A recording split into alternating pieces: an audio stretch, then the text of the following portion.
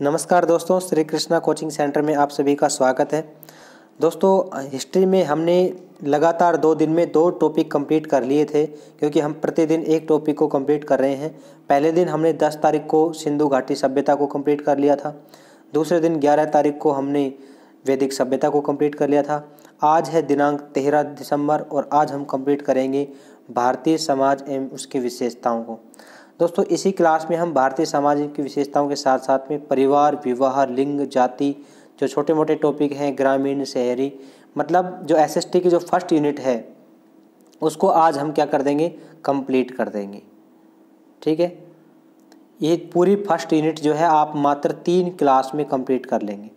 ठीक है।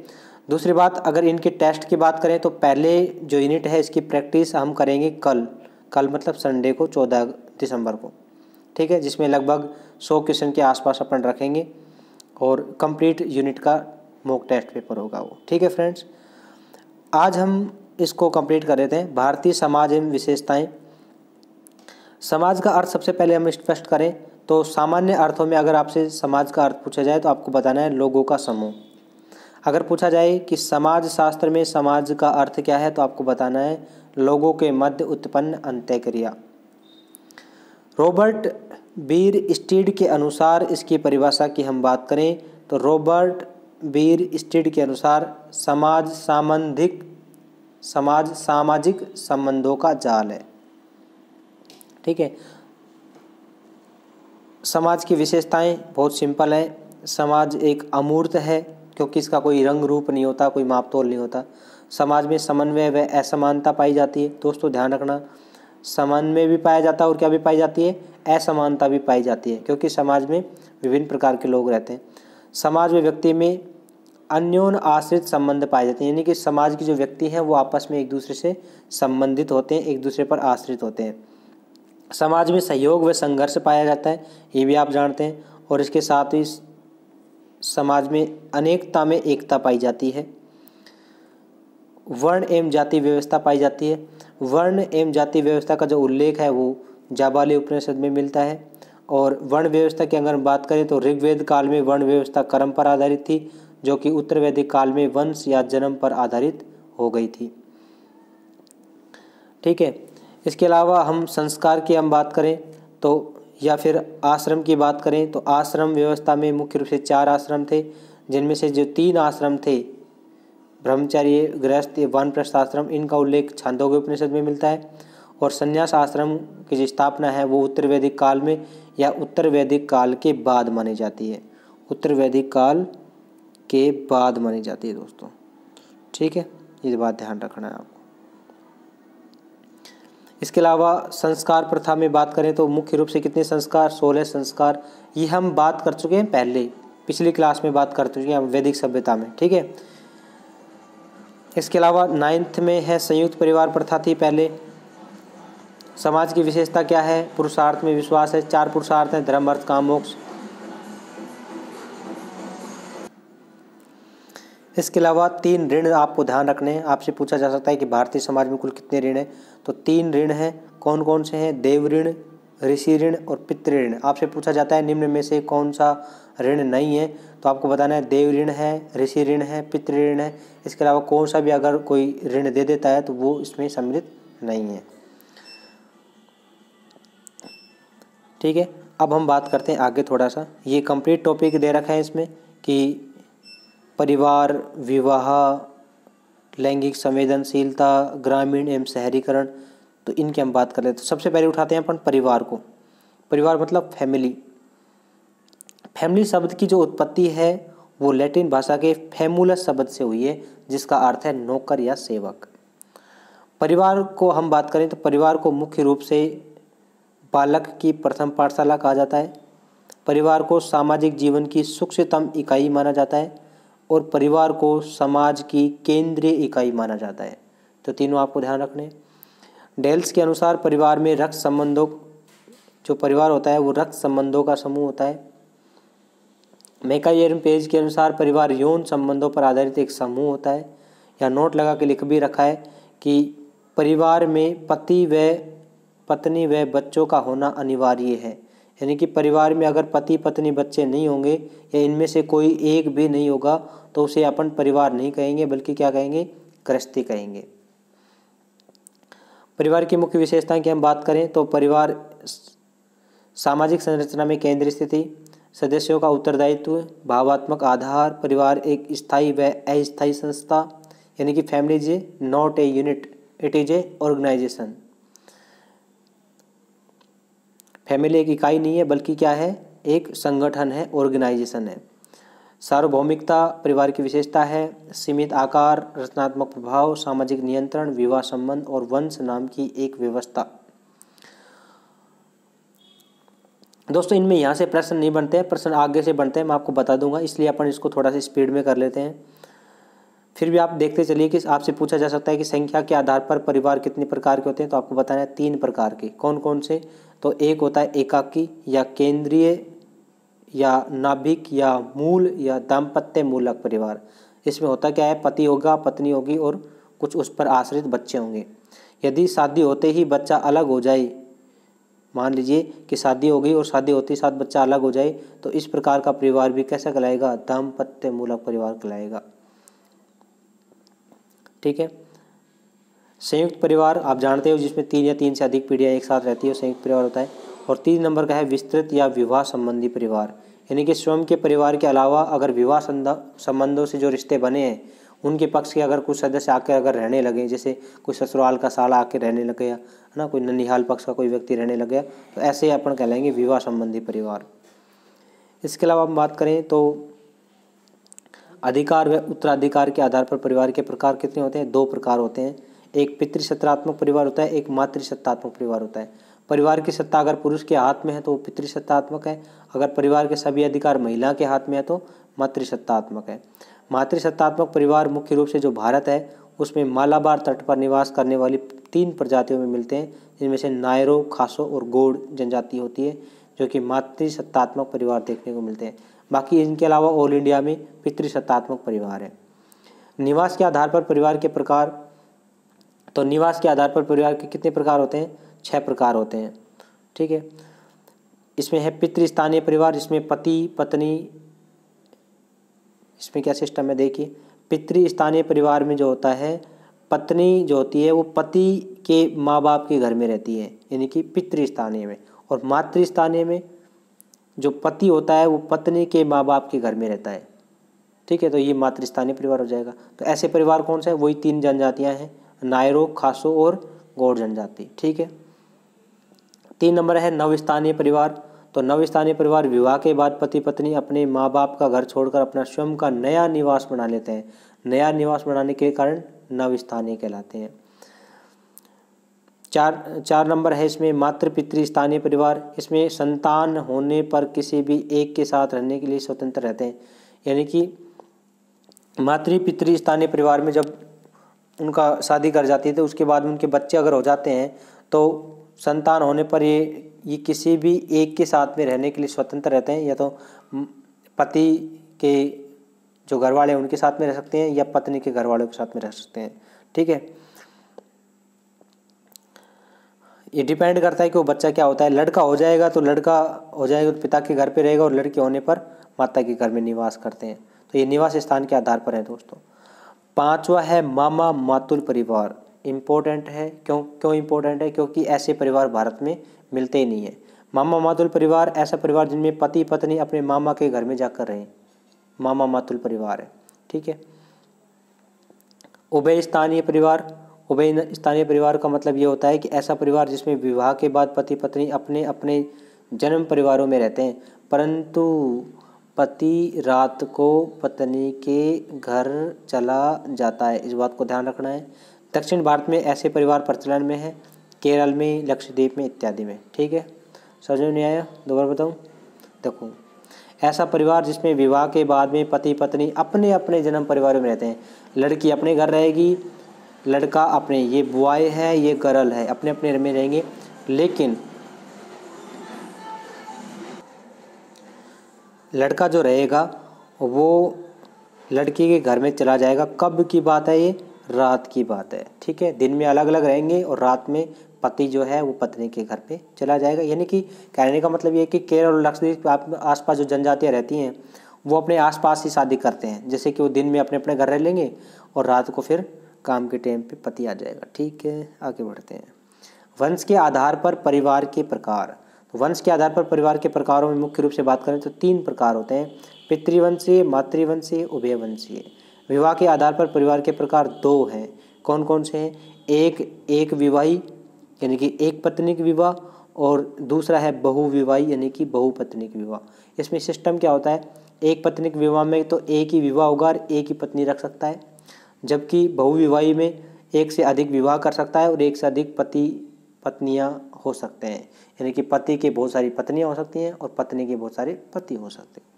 ये बहुविवाही जो विवाह है ये भी मुख्य रूप से 3 प्रकार के होते हैं।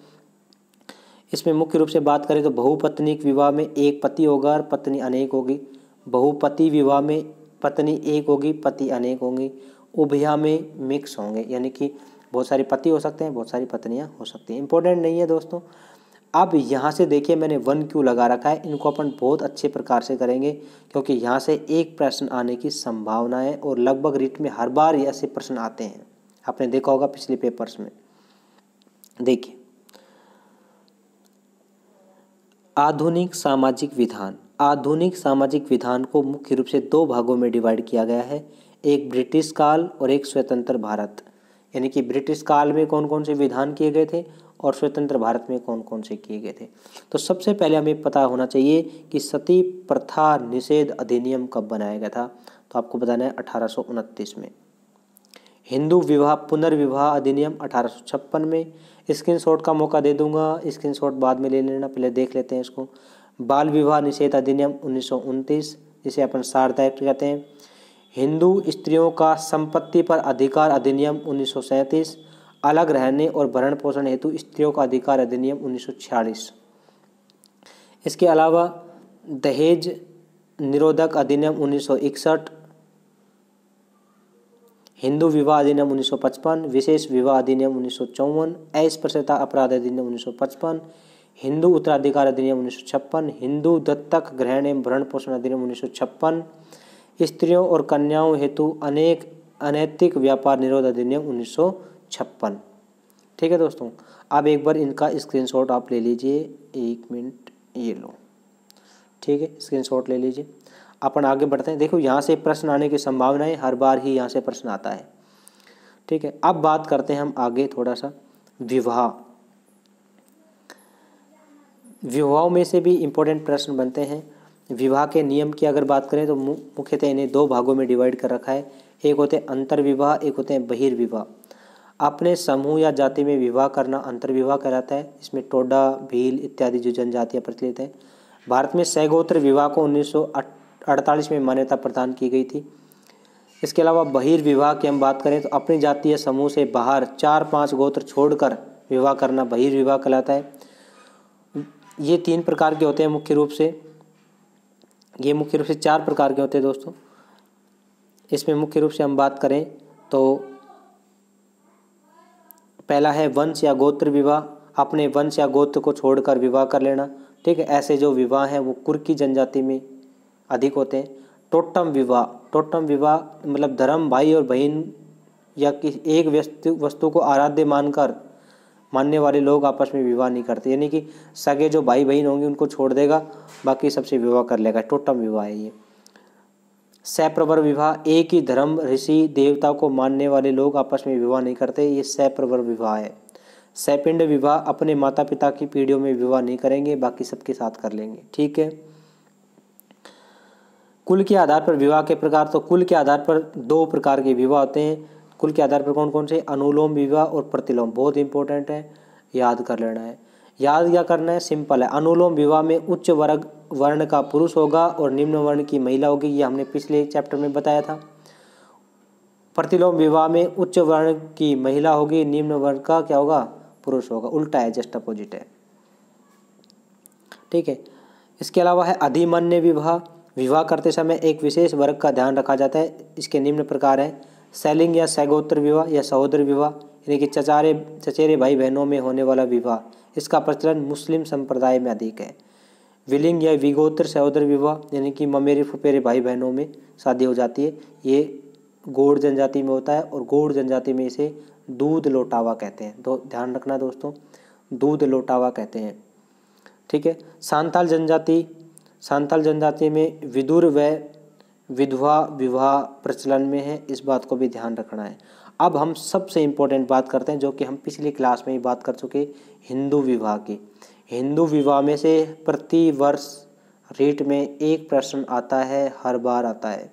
ठीक है, तो अब की बार भी एक प्रश्न आने की संभावना है। इनको मैंने डिटेल में पिछली क्लास वैदिक संस्कृति जो मैंने पढ़ाई थी उसमें मैंने कंप्लीट करा दिया है, जिसमें मुख्य रूप से ब्रह्म विवाह, देवी विवाह, आर्ष विवाह, गांधर्व विवाह, असुर विवाह, राक्षस विवाह, पैशाच विवाह, प्रजापत्य विवाह। ठीक है, ये 8 प्रकार के हिंदू विवाह थे। इनमें से सबसे जो सर्वोत्तम प्रकार का विवाह माना जाता है वो ब्रह्म विवाह माना जाता है, क्योंकि इसमें जो पिता होता है वो खुद अपनी पुत्री के लिए एक अच्छा कुलीन वर ढूंढता है जिनमें वो अच्छा चरित्र वाला भी होना चाहिए, अच्छा विद्वान भी होना चाहिए। सबसे निकृष्ट विवाह कौन सा? सबसे निकृष्ट विवाह पैशाच विवाह होता है, क्योंकि इसमें चोरी छिपे से अगर स्त्री का कोई ध्यान नहीं है तो उसके ऊपर अधिकार कर लिया जाता है, चोरी छिपे से पैशाच विवाह होता है वो। ठीक है। मुस्लिम विवाहों की बात करें तो मुस्लिम समाज में विवाह को सामाजिक समझौता माना गया, एक एग्रीमेंट माना जाता है। मुस्लिम समाज में कुरान के अनुसार 4 पत्नियां, मैक्सिमम 4 पत्नियां रखने का प्रावधान है। मुस्लिम समाज में प्रत्येक कार्य कुरान शरीफ के अनुसार होता है, जिनमें कुछ नियम होते हैं और इन नियमों को शरीयत कहा जाता है। शरीयत के अनुसार विवाह एक शिष्ट समझौता होता है जिसे निकाह कहा जाता है। निकाह अलग होता है, मुताह अलग होता है, वह भी बात करेंगे हम आगे चल के। एक होता है मेहर। दोस्तों मेहर का जो प्रस्ताव है वो लड़के की तरफ से लड़की को जाता है। ठीक है, लड़के की तरफ से जाता है ये, और लड़की उसे स्वेच्छा से स्वीकृति प्रदान करती है। मेहर के रूप में निश्चित राशि ले ली जाती है या कोई गिफ्ट ले लिया जाता है, दोनों ही हो सकते हैं। मेहर भी मुख्य रूप से 2 प्रकार की होती हैं, एक होती है निश्चित मेहर, एक होती है स्थगित मेहर। ध्यान रखना है। इसमें क्या होता है कि वैसे मेहर तो पहले ही डिसाइड कर ली जाती है, जिसे पूर्व डिसाइड कर ली जाती है, इसे अपन निश्चित मेहर कहते हैं। विवाह से पूर्व ही डिसाइड कर ली जाती है, या तो कोई निश्चित अमाउंट रख लिया जाता है कि 10,000 रुपये, या कोई गिफ्ट रख लिया जाता है। ठीक है, ये जो निश्चित मेहर है ये लड़के के द्वारा किसको दी जाती है? लड़की को दी जाती है। ध्यान रखना।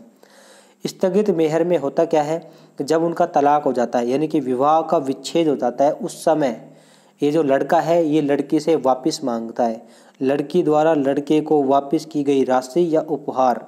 ठीक है, तो ध्यान ये रखना है कि निश्चित मेहर में तो लड़का लड़की को गिफ्ट देता है या राशि देता है। ठीक है, लेकिन जब उनका तलाक हो जाता है तो लड़का जो है वो अपनी राशि को वापस मांग लेता है। ठीक है। मुस्लिम के विवाह के भेद निकाह, इसे सही उचित विवाह कहा जाता है, क्योंकि यह शरीयत के नियमों के अनुसार होता है, यानी कि जो कुरान में नियम लिखे हुए हैं उनके हिसाब से होता है निकाह। एक होता है मुताह, यह अस्थायी विवाह कहलाता है, क्योंकि यह विवाह कुछ निश्चित अवधि के लिए ही होता है। लेकिन दोस्तों ध्यान रखना, इससे उत्पन्न संतान वैध होती है, जबकि पत्नी को अवैध माना जाता है। एक होता है फासिद। विवाह निकाह में आवश्यक शर्तों की कमी अगर हो जाए तो उसे फासिद कहा जाता है। बातिल एक होता है बातिल, यह विवाह शरीयत के नियमों की अवहेलना करता है, अतः इसे अवैध विवाह माना जाता है। तो आपसे पूछा जा सकता है कि निम्न में से मुस्लिम परंपरा के अनुसार वैध विवाह कौन सा है या उचित विवाह कौन सा? तो आपको बताना है निकाह। कौन सा बताना है? निकाह बताना है। और आपसे पूछा जाए कि अवैध विवाह कौन सा है? तो आपको बताना है बातिल। और हिंदू विवाह में दोस्तों, हिंदू विवाह मैंने बता ही दिया आप लोगों को कि अगर सबसे उचित विवाह माना जाए तो आपको बताना है ब्रह्म विवाह, और सबसे निकृष्ट विवाह माना जाए तो बताना है पैशाच विवाह। ठीक है, चलिए आगे बढ़ते हैं। विवाह विच्छेद या तलाक को समझते हैं। विवाह विच्छेद या तलाक। मुस्लिम समाज में विवाह विच्छेद को ही तलाक कहा जाता है, विवाह टूटने को ही तलाक कहा जाता है। ठीक है, इसमें एक प्रकार है इला, जब पति कसम खाकर 4 या इससे अधिक महीने तक पत्नी के साथ यौन संबंध नहीं रखने की प्रतिज्ञा करता है, तो इसे कहा जाता है इला कहा जाता है। यानी कि 4 महीने तक अगर पति बेड पर नहीं जाएगा तो समझ लेना इला हो गया। ठीक है, एक होता है जीहर। क्या होता है? जीहर। पति अपनी पति की तुलना किसी ऐसी स्त्री के साथ करता है जिसके साथ संबंध रखना वर्जित होता है, यानी कि उसको वैश्या कह देगा, जो भी आप कहते हैं वैश्या कह देगा। ठीक है, समझ गए वो दोस्तों। इसे जीहर कहा जाता है, यानी कि उसकी पत्नी की जो तुलना है वो किसी ऐसी स्त्री के साथ करता है जिनके साथ में संबंध बनाना ही वर्जित होता है। ठीक है, एक होता है लियान, लियान होता है, ये भी एक तलाक का ही प्रकार है, लियान।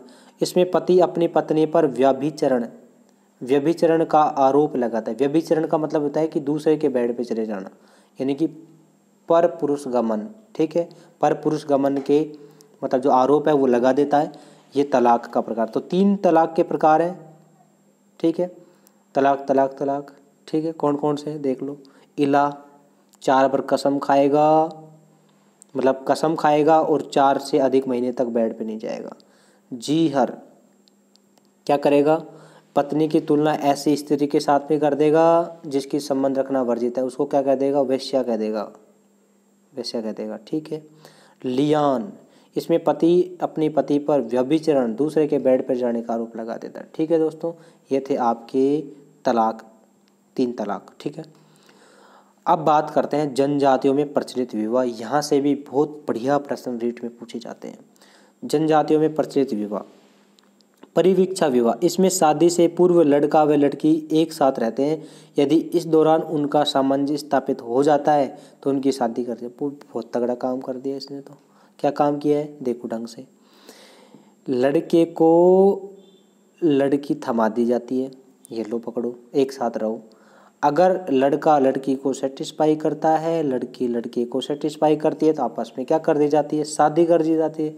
अगर सेटिस्फाई नहीं कर पाते हैं तो उनका कैंसिल कर दिया जाता है, आगे सिस्टम चलता है। ठीक है, ऐसे विवाह दारलुंग व कुकी जनजाति में प्रचलित है।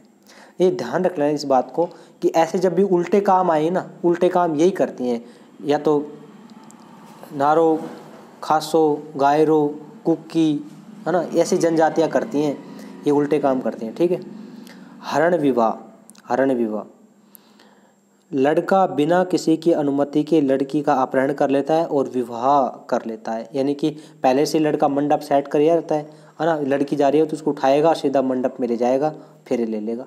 ठीक है, एमपी की जनजातियों में अधिकांश होता है और इसे अपर टिप्पी विवाह कहा जाता है। ध्यान रखना है इस बात को, किस विवाह को अपर टिप्पी विवाह कहा जाता है, तो हरण विवाह को ही अपर टिप्पी विवाह कहा जाता है। ठीक है,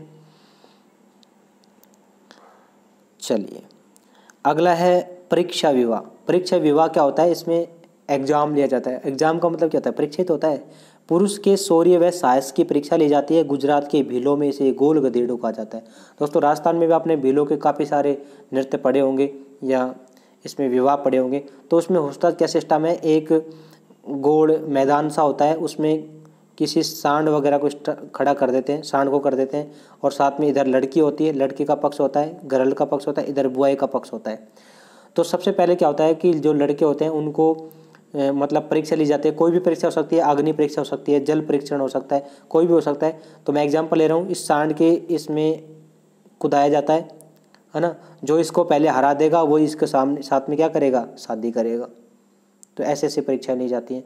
इसे भीलों में गोल गधेड़ो कहा जाता है। ध्यान रखना, क्या कहा जाता है, गोल गधेड़ो कहा जाता है।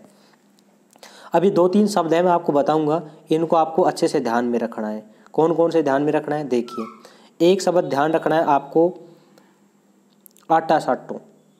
ठीक है, इसको बताने से पहले मैं आपको ये बता ही देता हूँ, क्रिया विवाह। क्रिया विवाह में क्या सिस्टम होता है, वधू के पिता परिवार को पैसे देकर वधू खरीद ली जाती है। यह विवाह सासी जनजाति में प्रचलित है, यानी कि दुल्हन को क्या कर लाएंगे, पैसे देके खरीद लाएंगे। ठीक है, ये होता है। अब बात करते हैं 5वां, विनिमय या आडा साटा या आटा साटो। इसमें 2 परिवार आपस में स्त्री का लेन देन करते हैं, अदला बदली कर लेते हैं, आटा साटा कर लेते हैं। ठीक है, सहमति विवाह लव मैरिज होती है, प्रेम विवाह हठ विवाह जबरदस्ती होता है। ठीक है, अब इसमें ध्यान क्या रखना है उसको अपन बात करते हैं। देखिए आपसे सीधा प्रश्न पूछेगा, वो कुछ ही नहीं देगा पेपर में, प्रश्न में कुछ ही नहीं देगा, आपसे ऐसे पूछ लेगा कि अपर टिप्पी क्या है। अपर टिप्पी क्या है, तो आपको बताना है अपर टिप्पी एक विवाह का प्रकार है। किसका प्रकार है बताओ, विवाह का प्रकार है। ऐसे ही पूछ लेगा गोल गधेड़ो क्या है, तो गोल गधेड़ो भी क्या है, एक विवाह का ही प्रकार है। तीसरा आपसे प्रश्न पूछेगा आटा साटा या आडा साटा या आटा साटो क्या है, ये भी क्या है, विवाह का ही प्रकार है। ठीक है दोस्तों, ऐसे प्रश्न बहुत बार पूछे गए हैं, या इनसे अलग से भी प्रश्न पूछे गए। अपरटिपी विवाह निम्न में से किसका परिणाम है, तो हरण विवाह का है। गोल गधेड़ो किससे संबंधित है, प्रेक्षक विवाह से संबंधित है। आडा साटो, ठीक है, मतलब विनिमय वाला, आपस में लेन देन करने वाला। ठीक है, ध्यान रहेगा। अब हम छोटे से टॉपिक की बात कर लेते हैं, लैंगिक संवेदनशीलता। लैंगिक संवेदनशीलता का जो अर्थ है यह है कि स्त्री और पुरुष दोनों के प्रति समान भाव अनुभव करना। स्त्री व पुरुष दोनों में लिंग विषमता के आधार पर कार्य व्यवहार और परंपराओं का बंटवारा करना ही क्या कहलाता है, लैंगिक संवेदनशीलता कहलाता है।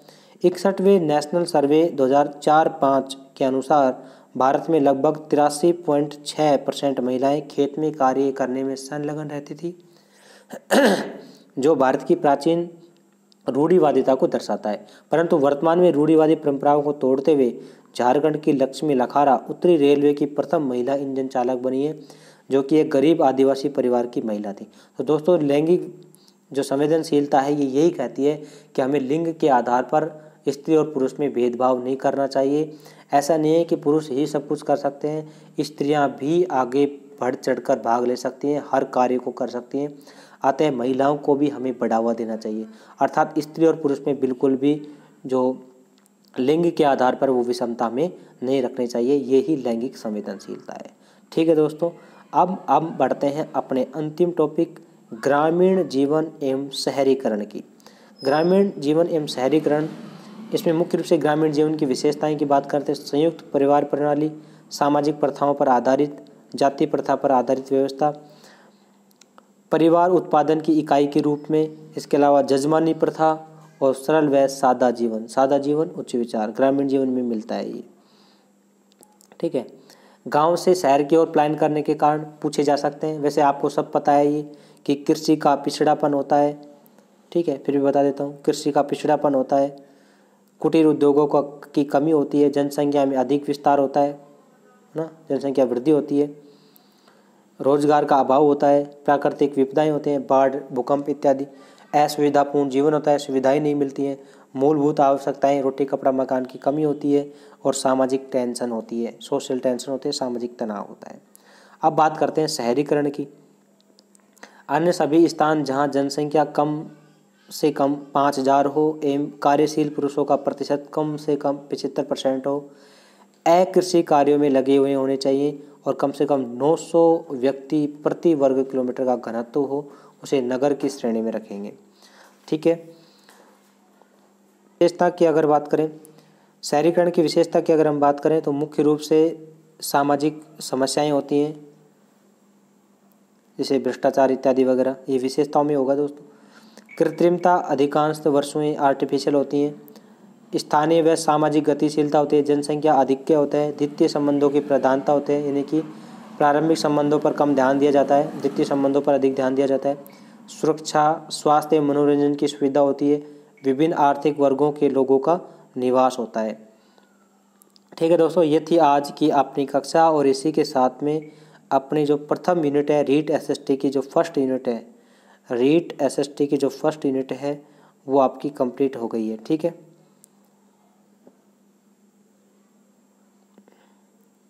एसएसटी की जो फर्स्ट यूनिट है वो कंप्लीट हो चुकी है। अब कल हम क्या करेंगे, कल संडे है तो कल अपन एक रीट का टेस्ट लेंगे। कौन सी यूनिट का, फर्स्ट यूनिट का टेस्ट लेंगे आपका, और जिसमें कंप्लीट रिवीजन जो क्लास है वो हो जाएगी। मतलब प्रथम यूनिट की जो रिवीजन है वो कल हो जाएगा। लगभग 100 क्वेश्चन होंगे और ये सिलेक्टेड क्वेश्चन होंगे सारे। ठीक है फ्रेंड्स, आज के लिए इतना ही, धन्यवाद।